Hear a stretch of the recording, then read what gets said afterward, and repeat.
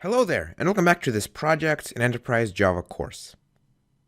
So today we're going to take a look at the last episode, last part of this project, and we're going to be finishing it up by adding a friends list. So let's go and actually take a look at exactly what we're going to do. It should be pretty simple. We've essentially pretty much got everything already in place. Now we just need to actually add it to our view. So let's go ahead and actually start this up. There we go. Okay, now let's go ahead and go to the URL in the browser. Let's put this up. HTTP localhost 8080 slash social network. Localhost. There we go. So let's log in. And then the password was utility.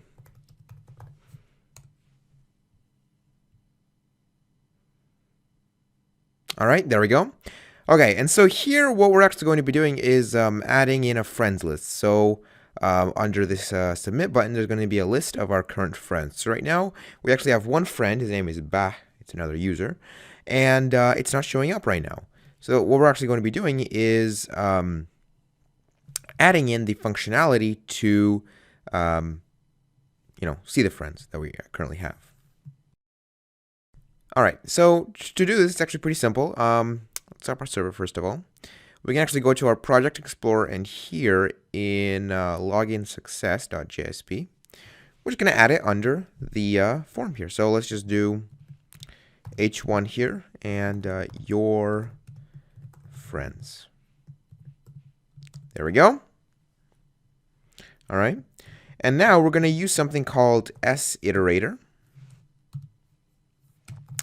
Value equals hashtag session.currentUser.friends.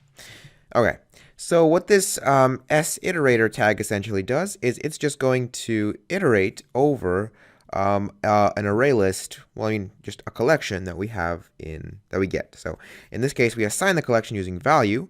We get it from session, we get current user from session, then we get friends from current user.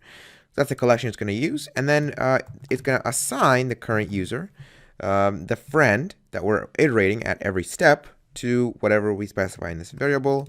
Let's specify user. All right, there we go. And now here we can have a list and property and value equals hashtag user. User.username.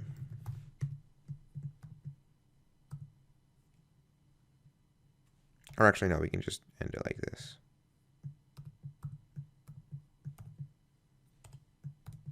There we go. Just add it to the list. Okay, so here essentially just sProperty just creates essentially a string. And in this case, we assign the value to user.username. So we get this from this user here that we assign the variable. So that's the current user that we're iterating over, and then here from that current user that we are iterating over, we just get the username and assign that to the property. So we can run this. We might get an error if I can think about this correctly, but then again, we might not, depending on how exactly that will work. Let's go and test this out just to make sure that it works. Let's take a look if there are any errors. There we go. Let's go localhost 8080 social network, and now let's do Arseny and utility and submit. All right, so for some reason it's actually not populating the friends list. We can actually go ahead and go to right here in login success. Oh, okay, I see the problem. Right here, essentially what we're doing is when we're getting the user out of session, so we refer to session, we do session.currentUser, but the user that we actually put in a session has the key of user. So that is why we're actually getting this, it can't find the friend list. So there we go. So now we should be good to go. So we can, in theory, we should just be able to go ahead and refresh. And there we go. So now in your friends, we get this bat here. And we could actually do this without using a session, so we could just use request. But in that case, if we go to username and right here we add, let's just say somebody, a user, we would add him, then we would submit, and then in your friends, it would then give us, well,